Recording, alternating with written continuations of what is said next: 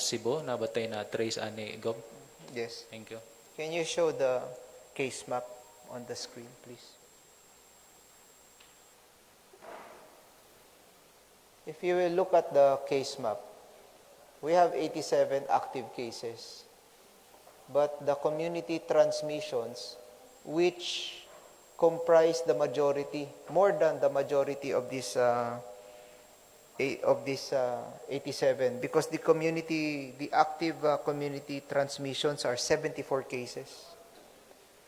And the majority is there in Talibon and Bien Unido. And if you look at it, ang majority sa Bien Unido na dito sa Isla Malingin, ug ang majority sa Talibon na dito sa Isla Gindakpan.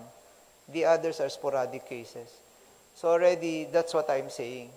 Even as we are concerned about the community transmissions, at least, kahibaw nato kung asa nagbe-break out ang community transmission karon. Ug ang hinungdan, the posited theory, gikan sa atong mga sa PNP, sa atong medical cluster, is that it is the continuous pagsud, paggawas ng mga tao dito sa mga isla, padong dito sa Cebu. So that's why we are concentrating all our efforts right now in containing Northern Bohol, especially the island barangays.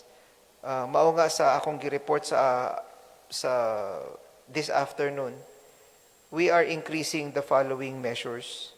We want to ensure sufficient physical presence of PNP personnel in the affected island barangays and those barangays who are at risk. Ikaduha, i-increase nato ang maritime patrol nato sa area. Ikatulo, kinahanglan i-utilize ang bantay dagat ug bantay bayan volunteers as coastal spotters. And then ikaupat, i-ensure nato na andam ang atong mga land units para maka-intercepta sa mga illegal entrance o local violators sa health protocols.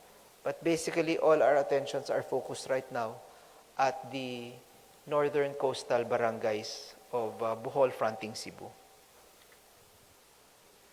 Ang sunod mga tanong, Gov, si Mr. Dave Alvarado.